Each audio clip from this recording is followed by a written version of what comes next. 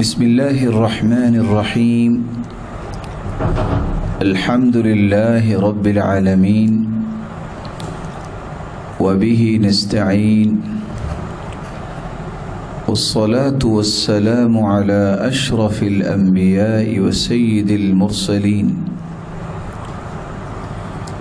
وعلى آله وصحبه ومن تبعهم بإحسان إلى يوم الدين، أما بعد، فأعوذ بالله من الشيطان الرجيم. إن الساعة لآتية لا ريب فيها ولكن أكثر الناس لا يؤمنون.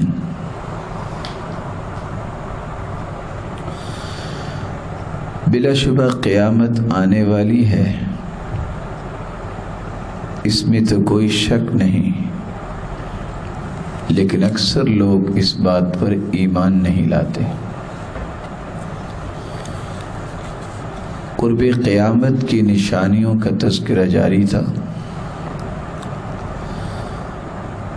وہ نشانیاں، وہ علامات جنہیں علامات صغریٰ کہا جاتا ہے،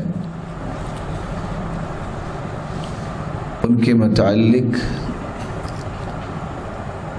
گزشتہ دن آخری بات ہم نے کی تھی کہ بدعملی عام ہو جائے گی، جس طرح فحاشی اور ریانی کو فروغ ملے گا۔ یہ قیامت کی نشانیوں میں سے ایک نشانی ہے۔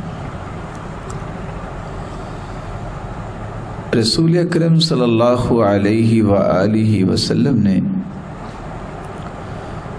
جہاں فحاشی اور ریانی کا فروغ یہ قیامت کی نشانی بیان کی ہے،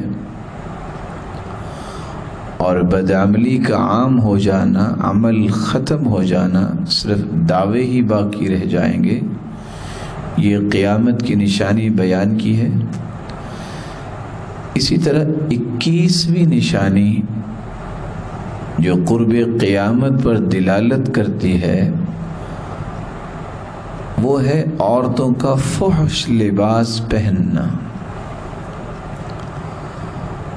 سلسلہ صحیحہ کی روایت ہے 2683، سیدنا عبداللہ ابن عمر رضی اللہ تعالی عنہ سے مروی ہے، رسول اللہ صلی اللہ علیہ وآلہ وسلم نے فرمایا،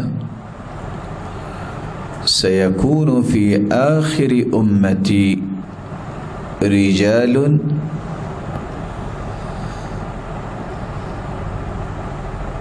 میری امت میں اور اس کے آخر میں ایسے لوگ آئیں گے، يركبون على سروج كأشباه الرحال، وہ چراغوں پر سواری کریں گے، اور وہ چراغ ہوں گے کجاووں کے مشابہ۔ ينزلون على ابواب المساجد، وہ مسجدوں کے دروازوں پر اتریں گے۔ میری امت کے ایسے لوگ بھی ہوں گے جو بالکل قیامت کے قریب جو چراغوں پر سوار ہوں گے۔ کیا مطلب؟ جن کی مشابہت کجاووں کی طرح ہوگی۔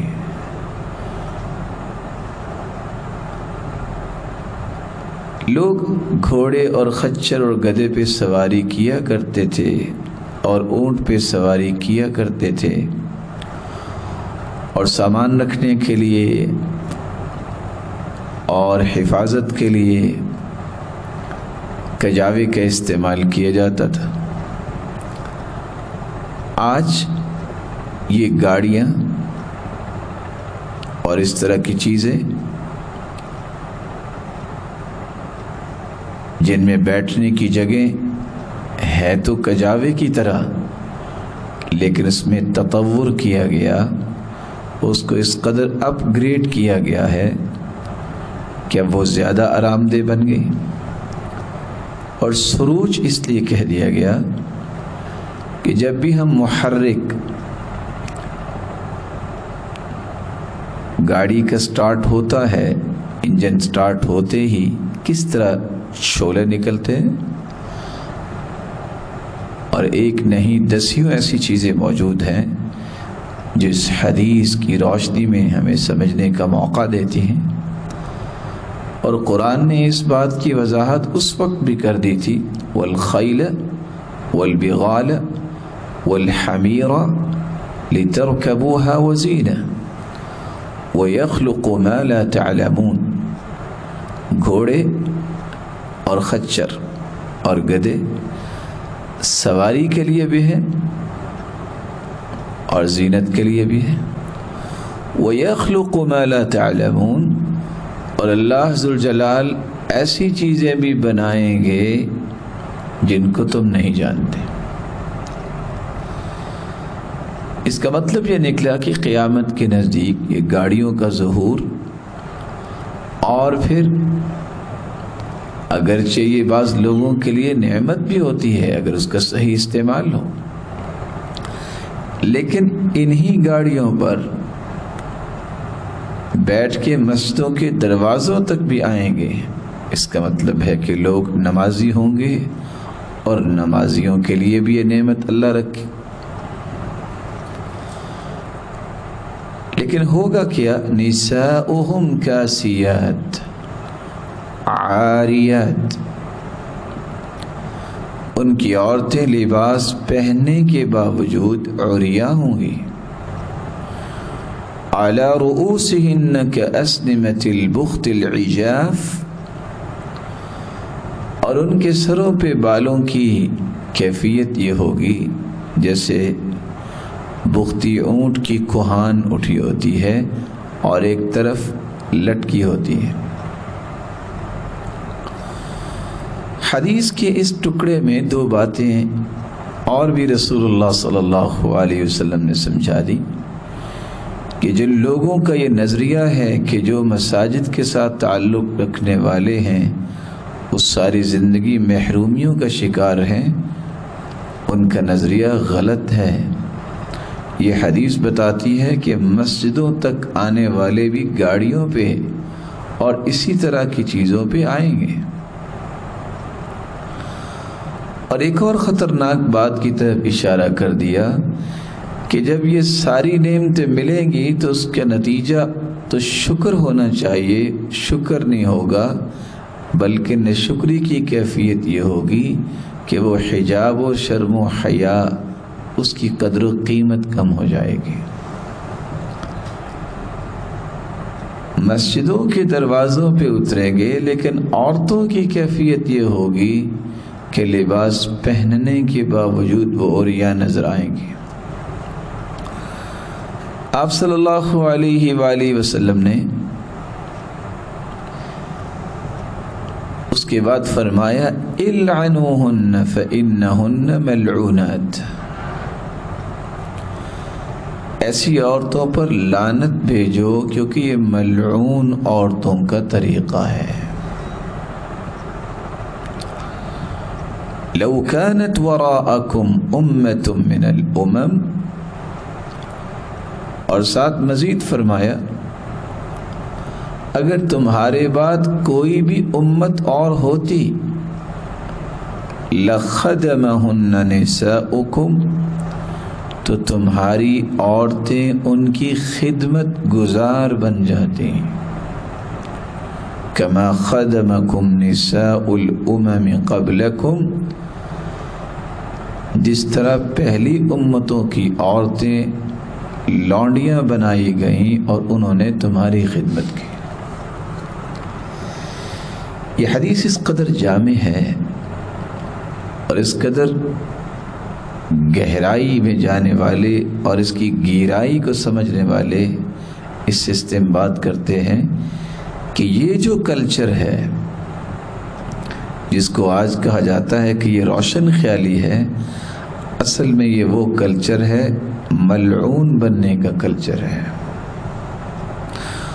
اور لعنت کا مطلب یہ ہے الطرد والابعاد من رحمت اللہ، اللہ کی رحمت سے دور ہونا اور دھتکارے جانا۔ امت اسلامیہ یہ تو محسوس کرتی ہے کہ اللہ کی رحمت کیوں نہیں مل رہی، لیکن جو اللہ کی رحمت سے دھتکار دیا جاتا ہے، دور کر دیا جاتا ہے، وہ جب تک وہ اعمال نہیں چھوڑتا جس وجہ سے وہ دھتکارا گیا، وہ رحمت پلٹ کے کیسے آئے گی؟ اور یہ کلچر جو بے پردگی کا ہے، فحش لباس کا ہے، جس میں جسم کی نمائش اور لوگوں کو فتنے میں ڈالنا، اس طرح کی کیفیت آ جائیں تو پھر کیا نتیجہ نکلتا ہے؟ ایک نتیجہ اس حدیث نے بیان کیا ہے۔ حدیث کے الفاظ ہیں ایک دوسری حدیث میں، انتم تتمون 70 امہ انتم خیرها واکرمها علی اللہ عز وجل، تم 70ویں امت ہو اور تم بہترین امت ہو، اللہ ذوالجلال کے ہاں سب سے زیادہ عزت والی اور بہترین امت یہ امت ہے، اور یہ آخری امت ہے، اس کے بعد کوئی امت نہیں ہوگی۔ تو آپ صلی اللہ علیہ وسلم نے فرمایا اگر آپ کے بعد کوئی امت ہوتی تو اس امت کی خدمت گزار بطور لونڈیاں تمہاری عورتیں ہوتی۔ کیوں؟ کیونکہ ان کے اندر یہ کلچر بتاتا ہے جو کسی بھی آزاد اور ملکہ عورت کا کلچر نہیں ہوتا۔ سیم اسی طرح جس طرح پہلی امتوں میں یہود و نصارہ میں اس طرح کی عادات تھی، تو اللہ تعالیٰ نے ان کی عورتوں کو تمہارے لیے لونڈیاں بنا دی ہیں۔ رسول اللہ صلی اللہ علیہ وآلہ وسلم نے اس حدیث میں ایک اور بھی اشارہ کیا کہ ہوں گی وہ تمہاری عورتیں، دعویٰ بھی اسلام کا ہی کریں گے، اور اس قدر شرم و حیا سے دوری ہو جائے گی کہ مسجد تک آتے بھی ان کو خیال نہیں آئے گا کہ ان تقدس کی جگہوں سے کم از کم انسان اپنے آپ کو عزت و احتشام کی طرف لے جائے۔ سیم اسی طرح جس طرح بنی اسرائیل کی عورتیں یتبخترن فی المساجد، وہ تمایل کرتی ہوئی، تبختر کرتی ہوئی مسجدوں میں آتی، اور جب ان کے اندر جسم کی نمائش آ گئی، جسم فروشی آ گئی، تو اللہ تعالیٰ نے ان کو عذاب کیا دیا؟ رسول اللہ صلی اللہ علیہ وسلم نے فرمایا فقدت امت من بنی اسرائیل، بنی اسرائیل کی ایک امت گم کر دی گئی، نہ جانے کہاں چلی گئی۔ پھر آپ کے سامنے سے چوہیا گزری، آپ نے فرمایا لا اراہ الا ھذہ، مجھے لگتا ہے کہ وہ جو امت گم کر دی گئی اللہ نے اسے مسخ کر کے چوہا بنا دیا۔ پھر آپ نے اس کی دلیل پیش کی کہ اگر چوہیا کے سامنے اونٹنی کا دودھ رکھ دیا جائے تو وہ نہیں پیے گی، جبکہ اس کے سامنے اگر بکری کا دودھ ہو تو وہ پی لے گی۔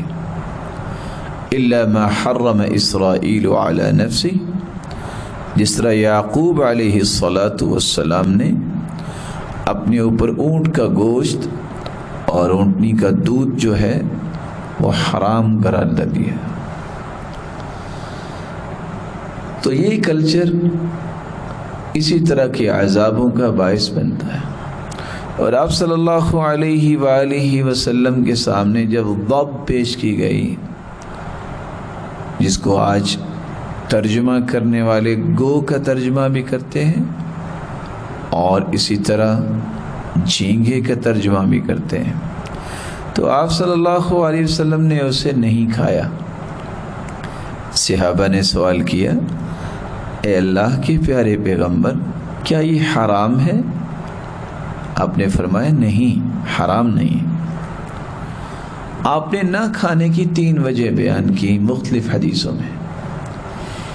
ایک وجہ یہ بیان کی کہ مجھے یہ کھانا پسند نہیں ہے۔ دوسری وجہ یہ بیان کی میری قوم کے لوگ نہیں کھاتے ہیں۔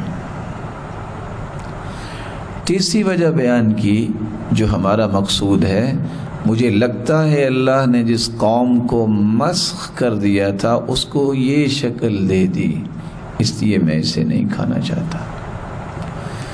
تو قیامت کی 21ویں نشانی یہ ہے کہ عورتوں کا لباس اس قدر فحش ہوگا کہ لباس پہننے کے باوجود وہ عریاں نظر آئیں گی، اور اس سے ایک جو گہرائی میں اور نقطہ ملتا ہے کہ عورتوں کے معاملے میں لباس کی اس قدر اعتداء اور زیادتی ہوگی کہ ایک نہیں 10 ایسی چیزیں آج سامنے آ چکی ہیں کہ کس طریقے سے لباس بھی ہوتا ہے اور لباس کے باوجود وہ عریاں نظر آتی ہیں۔ یہ ملٹی ڈیزائن کیا اور ملٹی فیشنز کیا، یہ ساری کی ساری چیزیں اس حدیث نے اشارتاً سمجھا دی ہیں۔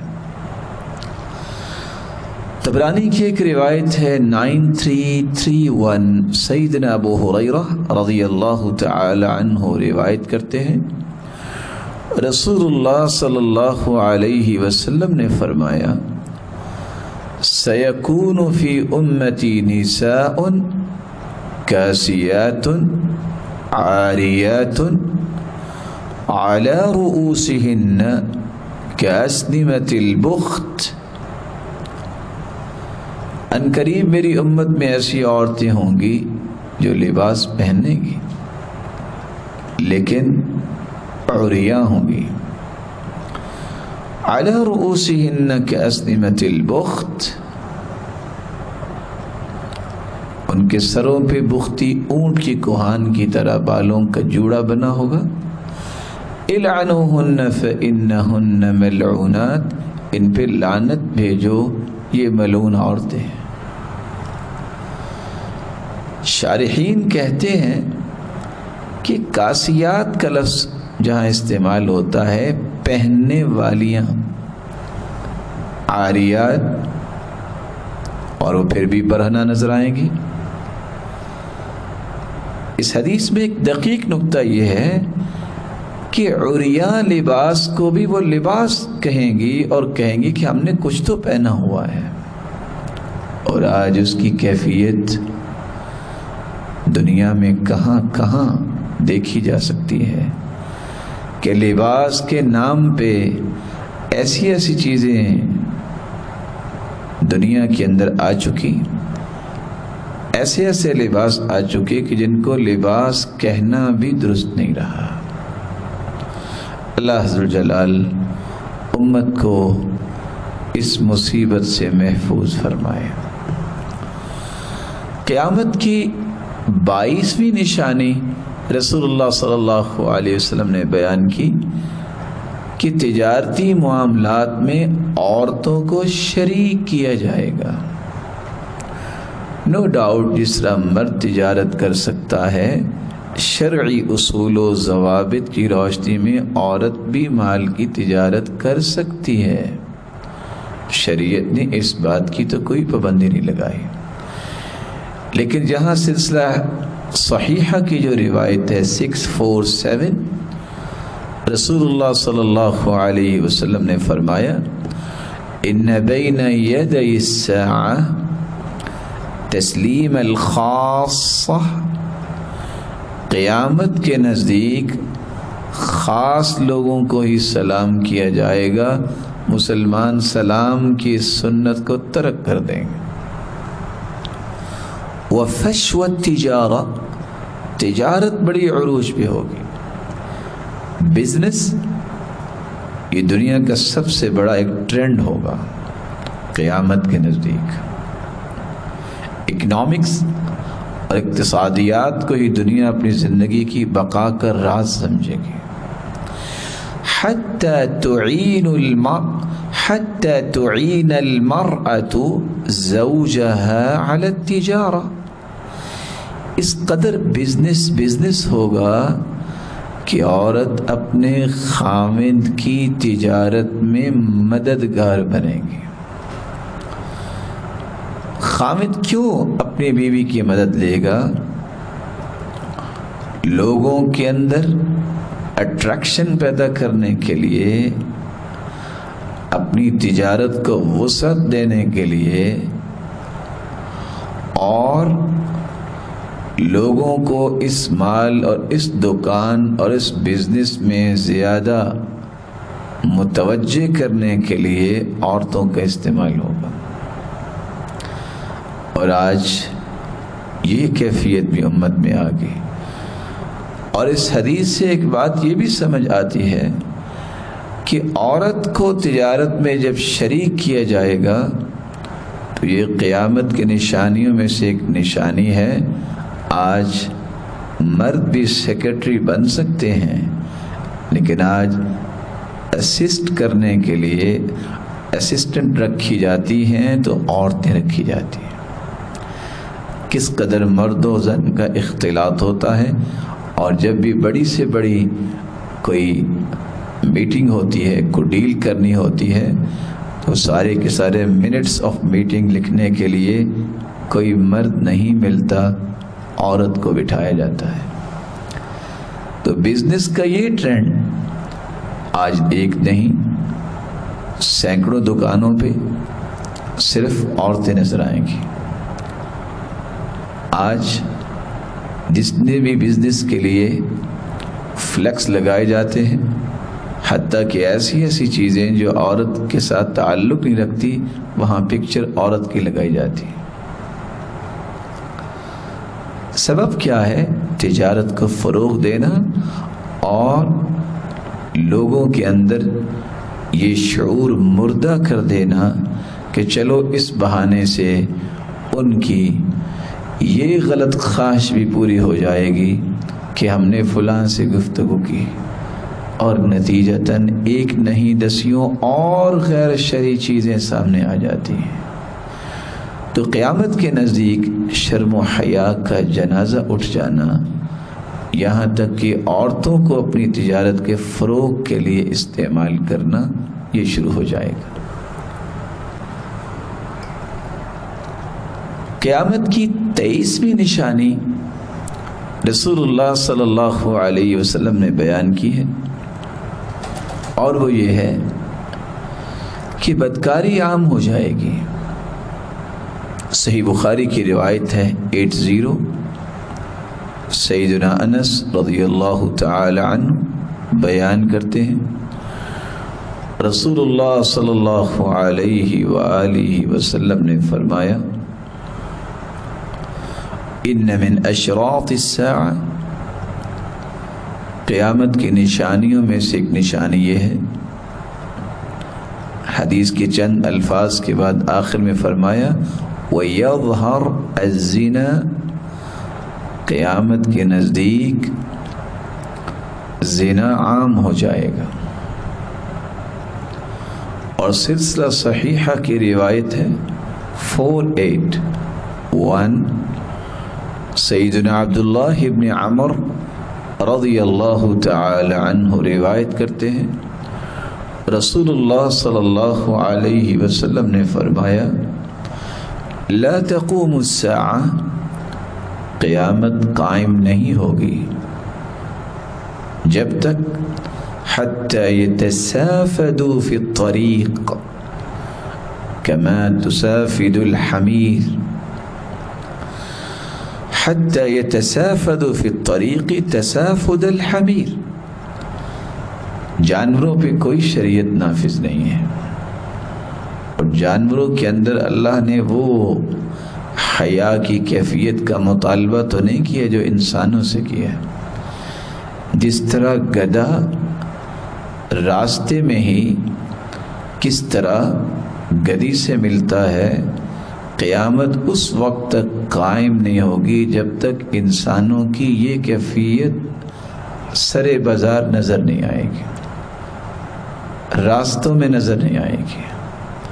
ان ذالک لکائن، راوی کہتے ہیں میں نے پوچھا یہ بھی ہوگا؟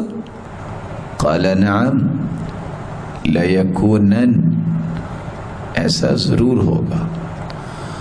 اور ضرور کیسے ہوگا؟ سیدنا ابو ہریرہ رضی اللہ تعالی عنہ روایت کرتے ہیں، اور یہ روایت مجمع الزوائد اور ابو یعلا کی ہے۔ رسول اللہ صلی اللہ علیہ وسلم نے فرمایا والذی نفسی بیدی، اس ذات کی قسم جس کے ہاتھ میں میری جان ہے، لا یفنا هذه الامہ، یہ امت فنا نہیں ہوگی، ختم نہیں ہوگی، حتی یقوم الرجل الی المرأة، یہاں تک کہ ایک گماشتہ کھڑا ہوگا کسی عورت کی طرف، فیفترشها فی الطریق، اور اسے سلیپ کرے گا، راستے میں گرائے گا، فیکون خیارہم یومئذ، اور اس وقت جو نیک لوگ ہوں گے، من یقول، وہ ہوگا جو کہے گا لو وریتها وراء هذه الحائط، کاش اس کے اندر اتنی بھی شرم نہیں رہی، کم از کم یہ کام یہ دیوار کی اوٹ میں کرتا۔ یہ اس وقت نیک ترین لوگوں کی بات ہوگی۔ آپ صلی اللہ علیہ وآلہ وسلم کی حدیث 2 دن پہلے آپ نے سنی تھی، جس میں آپ نے اس بات کا بھی تذکرہ کیا تھا، جو سلسلہ صحیحہ کی روایت تھی کہ لَيَكُونَنَّ مِنْ أُمَّتِي أَقْوَامٌ يَسْتَحِلُّونَ الْحِرَ وَالْحَرِيرَ، ایسے لوگ بھی میری امت میں پیدا ہوں گے جو بدکاری کو اور ریشم کو حلال کہیں گے۔ آپ صلی اللہ علیہ وآلہ وسلم نے ان احادیث میں اس بات کی طرف اشارہ کیا ہے کہ قیامت کے نزدیک بدکاری عام ہو جائے گی، اور پھر اس کا نتیجہ کیا نکلے گا؟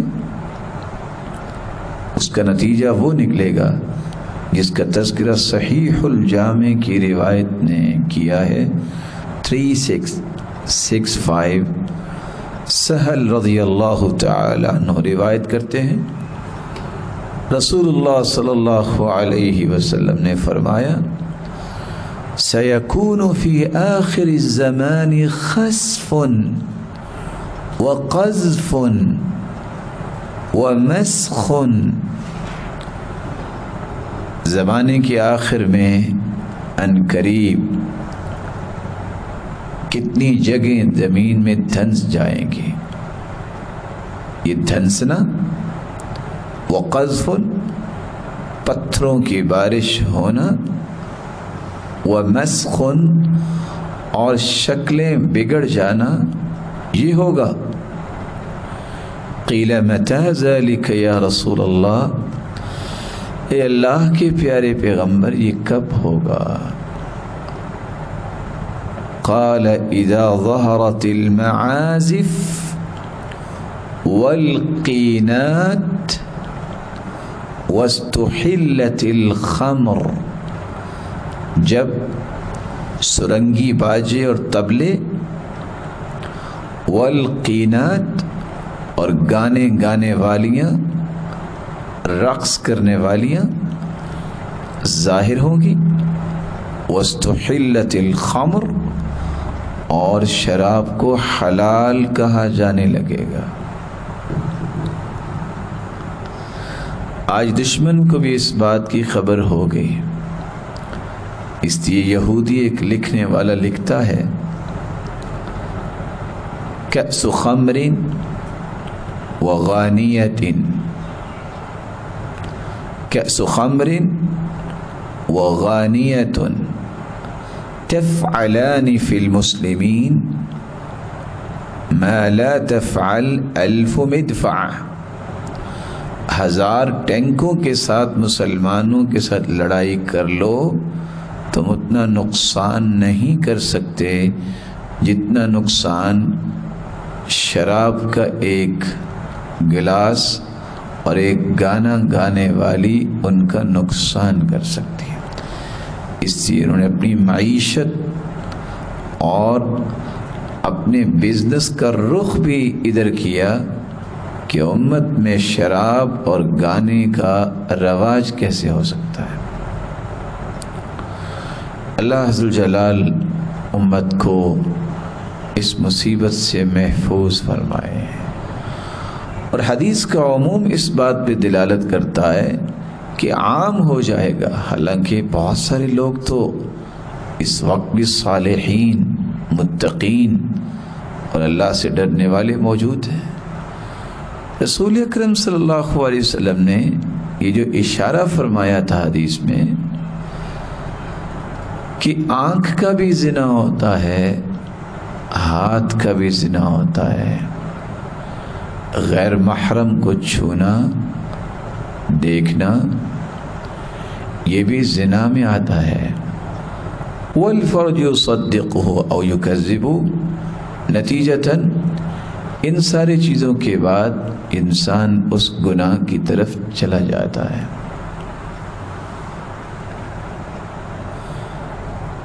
اسی لیے تو شاعر کہتا ہے نا، سلام فکلام فموعد فلقاء. سلام سے ابتدا ہوتی ہے، کلام پھر فحش ہوتی ہے، پھر وعدہ وعید ہوتی ہے، اور نتیجتاً رب کی ناراضگی کی طرف چلے جاتے ہیں. اور آج امت نے اس کلام کے لیے اس قدر آسانیاں کر دیں. اللہ عز جلال ان کو ہدایت دے یا ایسے لوگوں سے مسلمانوں کی جان چھوڑا دے کہ کبھی کسی نے نہیں کہا کہ مسلمانوں کے لیے آسانیاں ہوں. اس برائی کو زندہ کرنے اور برائی کو آسان کرنے کے لیے گنتی کے 20 روپے اور 50 روپے کے ایسے پیکیجز نکالے کہ ساری رات والدین تو سوئے رہتے اور ان کی اولادیں اس گناہ بلذت میں اپنی زندگیوں کو برباد کر رہی ہوتی ہیں. اور یاد رہنا چاہیے کہ یہ حدیث کے اشارہ ہمیں سمجھاتا ہے عام کب ہوگا کہ اس سے بچنا بہت مشکل ہو جائے گا. اس سے بچنے والا وہی ہوگا جو اللہ عز جلال کا محبوب ہوگا، جو اپنی زبان کی بھی حفاظت کرتا ہے اور اپنی آنکھوں کی بھی حفاظت کرتا ہے. اس لیے عبداللہ ابن المبارک نے اس وقت کہا تھا، کتنے 100 سال گزر چکے اس کے کہنے کو، کہ من ترک فضول الکلام منح الحکمہ. جو فضول گفتگو، یہ ورگل گفتگو چھوڑ دیتا ہے، اللہ تعالیٰ اس کی زبان پہ حکمت جاری کر دیتے. آج بڑے بڑے دانش و بینش کا دعویٰ کرنے والے حکمت سے کھوکھلے کیوں ہو گئے؟ اس لیے کہ اس زبان نے بہت کچھ بولا. وَمَن تَرَكَ فُضُولَ النَّظَرِ مُنِحَ الْخُشُوعِ. جو نظروں کی حفاظت کرتا ہے اللہ تعالیٰ اس کے اندر خشوع پیدا کر دیتے ہیں. آج پڑھائیاں اور دانش کے سفر، معرفت و بلندی کی اڑانے، انسانوں کے اندر یہ انارگی اور چنگیزی اور اس طرح کے جذبات کیوں پیدا کرتی ہے؟ خشوع کیوں نہیں آتا؟ کیوں؟ اس حدیث کی روشنی میں بہت ساری کوتاہیاں ہو چکی ہوتی ہیں. اللہ عز جلال امت کو محفوظ فرمائے. وَمَن تَرَكَ فُضُولَ الضِّحْكِ مُنِحَ الْهَيْبَةِ. عبداللہ ابن مبارک کہا کرتے تھے جو کہا لگانے سے پرہیز کرتا ہے اللہ اسے ہیبت عطا کر دیتے. ہر وقت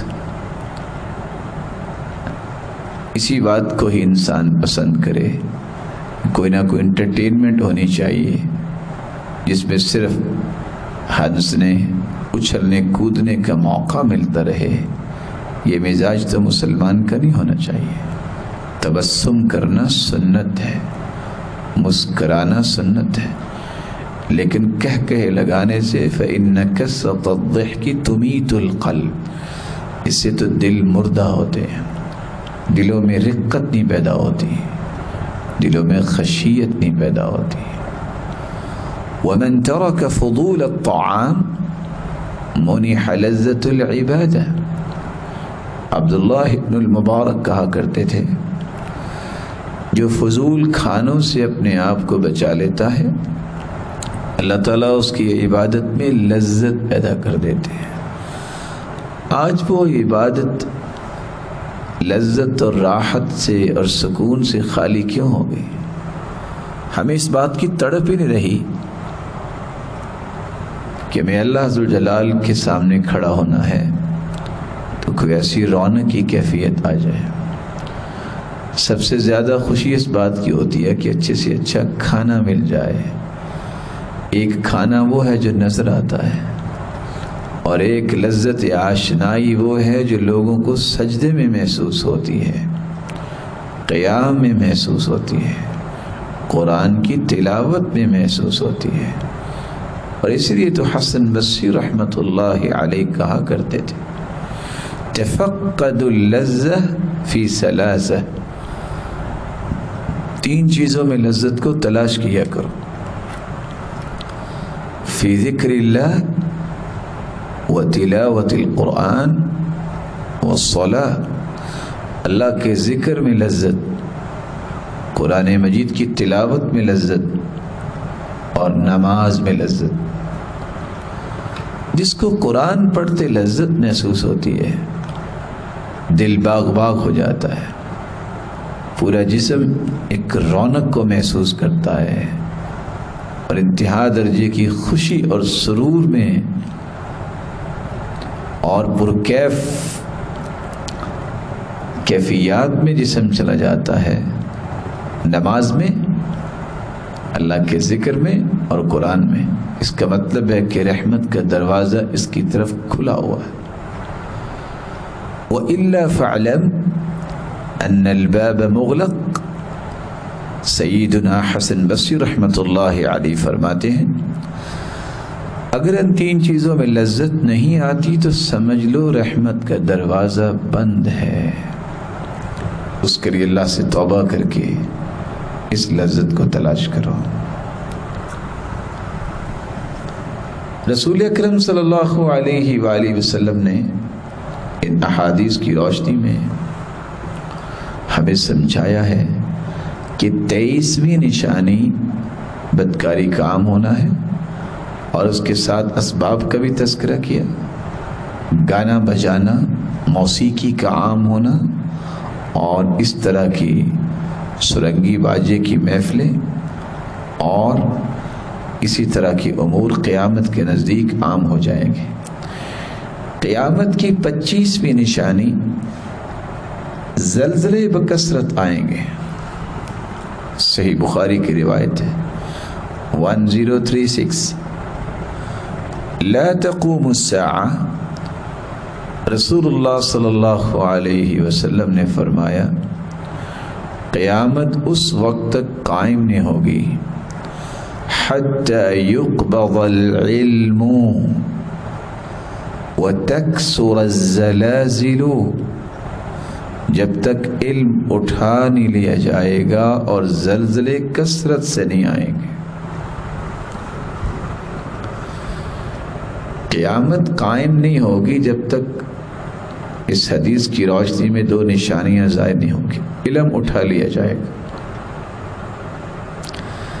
جس معاشرے کے اندر علم والے نہ ہوں اس معاشرے میں وہی اضطراب، وہی فرسٹریشن ہوتی ہے جو قیامت کی ہولناکیوں کو تازہ کرتی ہے کہ ایسا بھی ہوگا. حتی یقبض العلم وتکثر الزلازل، زلزلے زیادہ آئیں گے. جس معاشرے میں علم کی قدر ختم ہو جائے وہ معاشرے زلزلوں کا شکار ہوتے ہیں، اور لوگوں کی زندگیوں میں زلزلہ ہی ہوتا ہے جو علم سے محبت نہیں کرتے، جو علم کی قدر نہیں کرتے. علم ختم ہو جائے گا تو جاہلوں کی تو اللہ تعالیٰ کو کوئی پرواہ نہیں ہوگی. رسول اللہ صلی اللہ علیہ وسلم نے فرمایا تھا قیامت کے نزدیک ایسا ہی ہوگا کہ نیک لوگ چلے جائیں گے وَيَبْقَى حُسَالَةٌ كَحُسَالَةِ الشَّعِيرِ لَا يُبَالِيهِمُ اللَّهُ بَالَةً، اور باقی لوگ رہ جائیں گے بھوسے کی مانند جس کی کوئی اللہ پرواہ نہیں کریں گے. رسول اکرم صلی اللہ علیہ وآلہ وسلم نے فرمایا کہ زلزلے اور علم کا اٹھ جانا یہ بھی قیامت کی نشانی ہے. آپ صلی اللہ علیہ وآلہ وسلم نے سنن ابی داود کی روایت ہے، ابن زغب الایادی بیان کرتے ہیں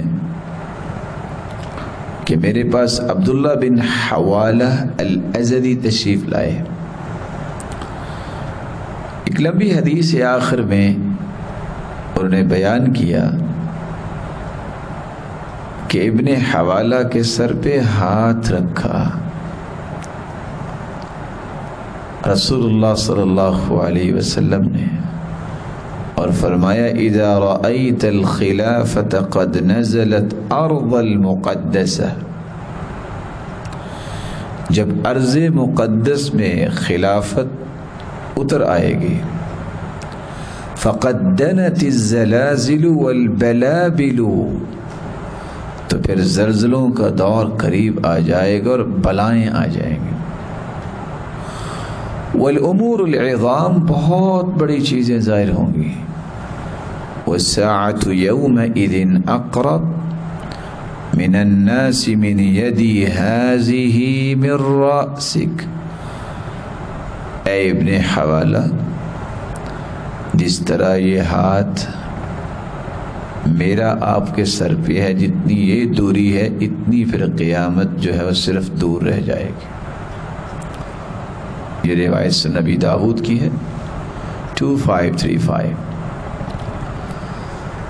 قیامت کی نشانیوں میں جو زلزلے کی بات آئی ہے، کس قدر زلزلے شروع ہو چکے ہیں، بار بار اس طرح زلزلے ہوتے رہیں گے حتیٰ کہ قیامت کا زلزلہ آ جائے گا. ان زلزلۃ الساعۃ شیء عظیم یوم ترونها تذهل كل مرضعة عما ارضعت وتضع كل ذات حمل حملها. اللہ تعالیٰ ایسے کٹھن ماحول اور ان ہولناکیوں سے ہم سب کی حفاظت فرمائے. قیامت کی 26ویں نشانی یہ ہے کہ فیصلے بکنے لگ جائیں گے. صحیح الجامع کی روایت ہے 2812.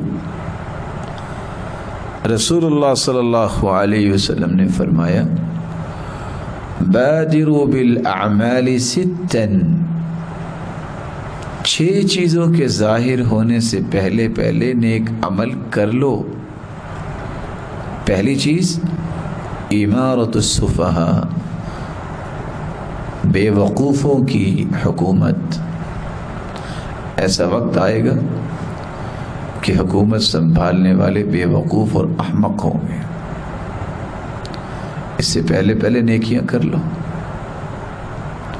وَكَثْرَةُ الشُّرَطِ،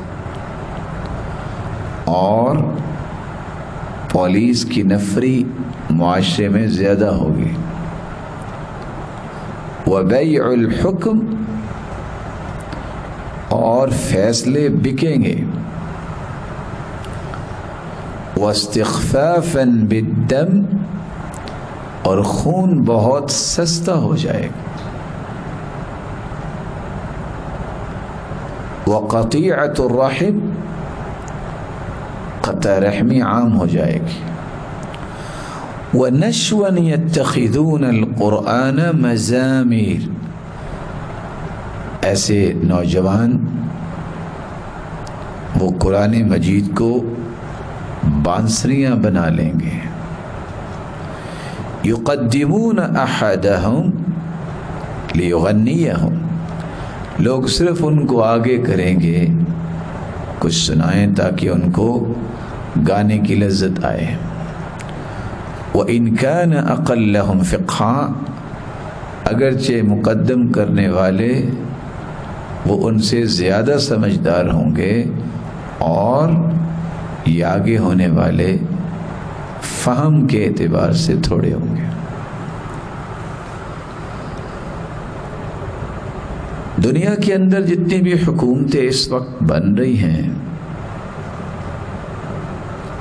ہر آنے والی حکومت کے بارے میں دسیوں خواہشات لوگوں کی ہوتی ہیں، لیکن پھر سوچتے ہیں کاش پہلا ہی اچھا تھا۔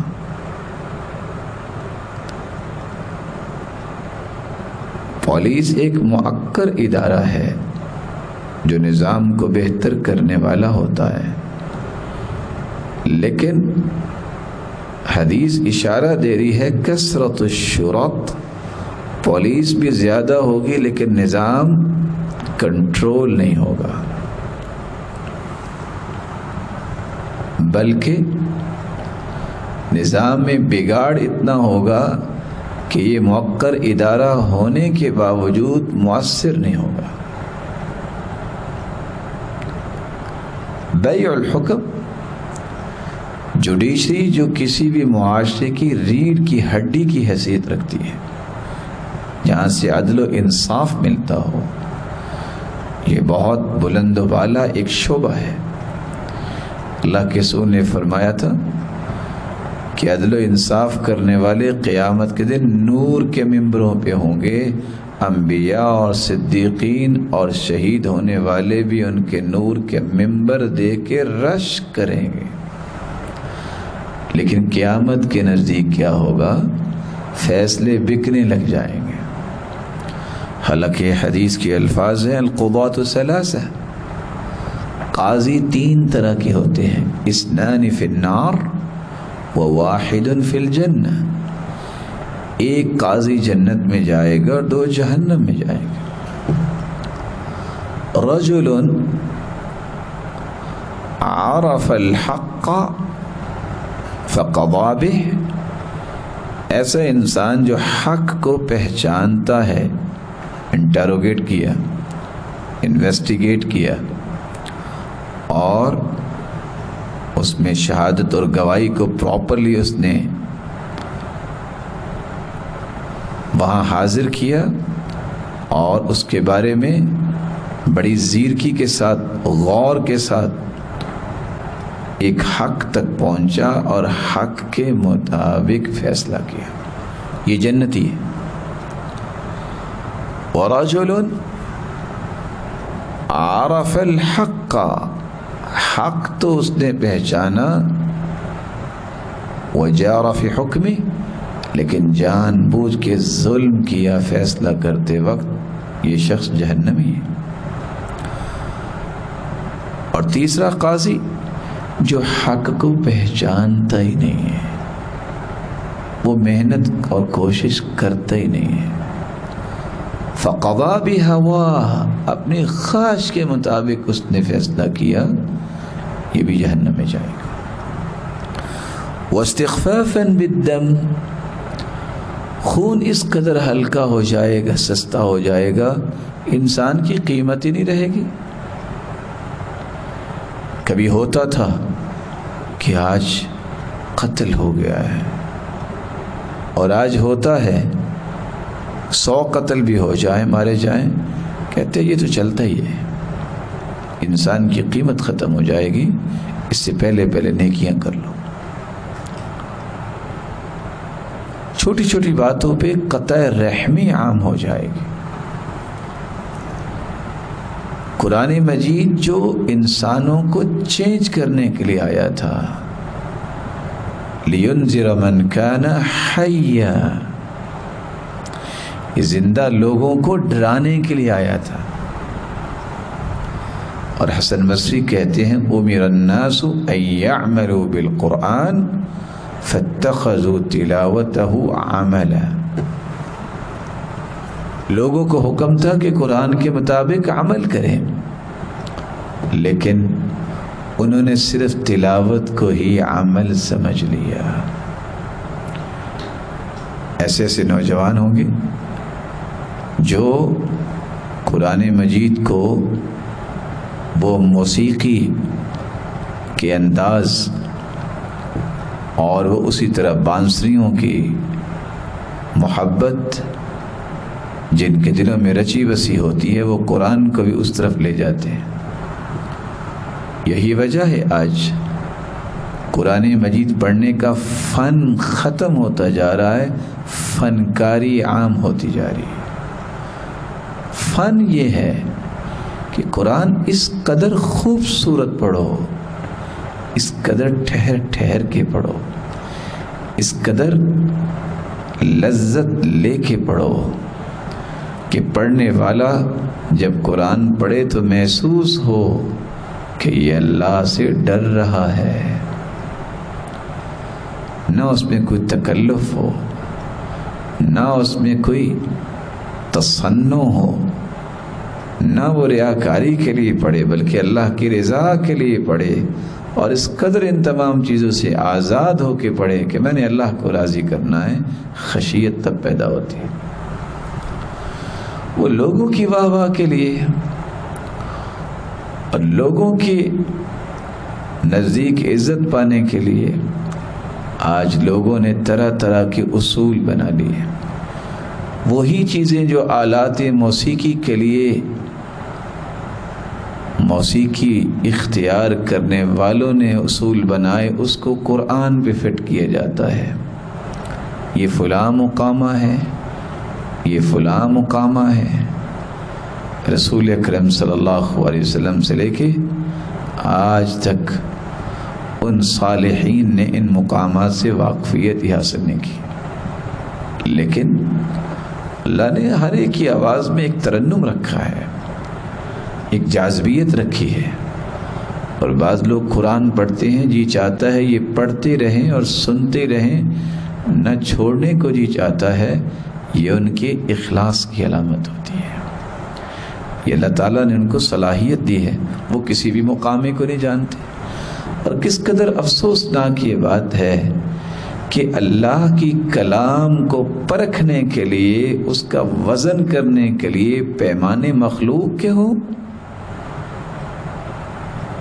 کہ یہ فلاں جو ہے اس کا مقامہ ہے۔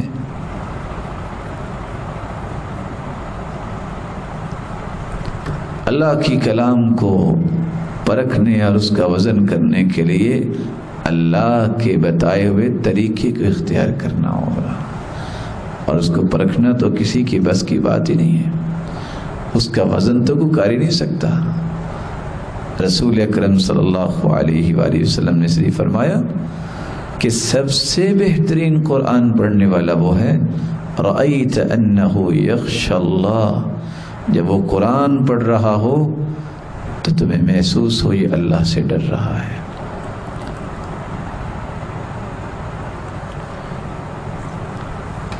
اسی لیے تو عمر بن عبدالعزیز رحمۃ اللہ علیہ کہا کرتے تھے عالجوا قلوبکم، اپنے دلوں کا علاج کرواؤ۔ تمہیں شاعر کی شاعری سن کے رونا آتا ہے، قرآن سن کے رونا نہیں آتا، لگتا ہے تمہارے دل بیمار ہیں۔ جس کا دل زندہ ہو، تندرست ہو، وہ قرآن سن کے روتا ہے۔ رسول اللہ صلی اللہ علیہ وآلہ وسلم نے اس حدیث کے ساتھ ساتھ یہ بھی فرمایا، جو قیامت کی 27ویں نشانی ہے، جس میں باقاعدہ پولیس کی کثرت کو قیامت کی نشانی بنایا گیا۔ نظام بڑے ہوں گے لیکن کنٹرول قیامت کے نزدیک نہیں ہوگا. طرح طرح کی کمیٹیاں، طرح طرح کے نظام، طرح طرح کے سسٹمز اور طرح طرح کے اس طرح کے جو دانش و بینش کی کلابازیاں لگانے والے، یہ ہو تو یہ ہو جائے گا. جتنا یہ ٹیکنیکل ہونے اور اس طرح کی چیزوں کی طرف جائیں گے، عمل سے اتنے ہی کورے ہو جائیں گے اور فطرت سے اتنے ہی دور ہوتے جائیں گے. صحیح الجامع کی روایت ہے 3936، سلسلہ صحیحہ 1893، سیکون فی آخر الزمان شرطہ، زمانے کے آخر میں پولیس ہوگی. یغدون فی غضب اللہ ویروحون فی سخط اللہ، وہ نکلیں گے صبح صبح تو اللہ کے غضب میں، لوٹیں گے تو اللہ کی ناراضگی میں. فَإِيَّاكَ أَن تَكُونَ مِن بِطَانَتِهِمْ، اللہ کے رسول نے اس لیے صحابی سے کہا تم ان کا دوست نہ بننا، تم اس زمرے میں نہ آنا کہ جو لوگ اللہ کے غضب لے کے نکلیں اور ناراضگی لے کے واپس آئیں. 28ویں نشانی آپ نے بطور خاص بیان کی، اگرچہ دیگر حدیثوں میں اس کا جانبی تذکرہ تو کیا، کہ قطع رحمی معاشرے کے اندر عام ہو جائے گی قیامت کے نزدیک. صحیح الجامع 5894، رسول اللہ صلی اللہ علیہ وسلم نے فرمایا من اشراط الساعة الفحش والتفحش وقطیعۃ الرحم، قیامت کی نشانیوں میں سے فحش گوئی، بری باتیں، اور فحاشی، فحش گوئی کو پسند کرنا اور قطع رحمی، یہ عام ہو جائے گی. 29ویں نشانی اولاد نافرمان ہو جائیں گی. ادب المفرد کی روایت ہے 449، رسول اللہ صلی اللہ علیہ وآلہ وسلم سے ایک شخص نے پوچھا کہ قیامت کب آئے گی؟ آپ نے فرمایا قیامت کے بارے میں تو مجھے خبر نہیں، لیکن میں اس کی نشانیاں بتا دیتا ہوں. ان ولدت الامۃ ربتها فذلك من اشراطها، لونڈی اپنی مالکن کو جنے گی، اولادیں اپنے والدین پہ حکم چلائیں گی، اولادیں نافرمان ہو جائیں گی. یہ قیامت کی نشانیوں میں سے ایک نشانی ہے. اور آج اولاد یہ کہتی نظر آتی ہے اس بوڑھے کے تو پتہ ہی نہیں ہے کہ زندگی گزارنی کیسے، ہمیں اپنا کیریئر بنانا ہے، اب ہم ساری زندگی اس کی باتیں مانیں گے. اللہ کے رسول صلی اللہ علیہ وسلم کا دین بتاتا ہے یہ مصیبتیں نہیں بوڑھے، بلکہ مصیبتوں کو دور کرنے کا ایک ذریعہ ہے. آپ صلی اللہ علیہ وآلہ وسلم نے 30ویں اور 31ویں نشانی ایک ہی حدیث میں بیان کی، اگرچہ ان میں اور چیزوں کا بھی تذکرہ ہے جو پہلے بھی گزر چکی ہیں. صحیح الترغیب کی روایت، سلسلہ صحیحہ کی روایت ہے 647، جھوٹی گواہی دینا اور سچی گواہی کو چھپانا یہ بھی قیامت کی نشانیوں میں سے ایک نشانی ہے. ان بین یدی الساعہ تسلیم الخاصہ، رسول اللہ صلی اللہ علیہ وآلہ وسلم نے فرمایا قیامت کے نزدیک خاص لوگوں کو سلام کیا جائے گا، سلام کو عام کرنے والے نظر نہیں آئیں گے. وہ شہادت الزور، جھوٹی گواہی عام ہو جائے گی. وہ کتمان شہادت الحق، اور سچی گواہی کو چھپایا جائے گا. قیامت کے نزدیک ایسا ہوگا آج ایک محتاط اندازے کے مطابق اس ارض پاکستان میں اور پوری دنیا کے عدالتی نظام کو دیکھا جائے تو روزانہ کتنے لاکھ ایفیڈیوٹ لکھے جاتے ہیں، اور غور کرنے کی بات ہے کہ ان میں سچے کتنے ہوتے ہیں۔ جھوٹی قسمیں، جھوٹے حلفیہ بیان اور جھوٹی گواہیاں یہ قیامت کے نزدیک عام ہو جائیں گے۔ اور رسول اللہ صلی اللہ علیہ وسلم کی حدیث ان بیچارے اور مسکینوں کے لیے کافی ہے، اور وہ حدیث کیا ہے؟ شہادت الزور تدع الدیار بلاقع، جو شخص جھوٹی گواہی دیتا ہے اس کے گھر کا بیڑا غرق ہو جاتا ہے، اس کا گھر برباد ہو جاتا ہے۔ اور سچی گواہی کو چھپانا یہ تو یہودیوں کی نشانی رہی ہے، تو مسلمان کو کبھی سچی گواہی چھپانی نہیں چاہیے اور جھوٹی گواہی دینی نہیں چاہیے۔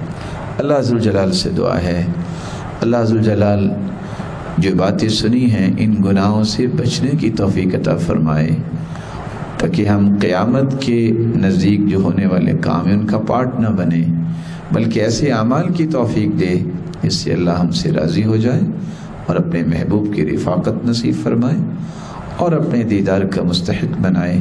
وآخر دعوانا ان الحمد للہ رب العالمین۔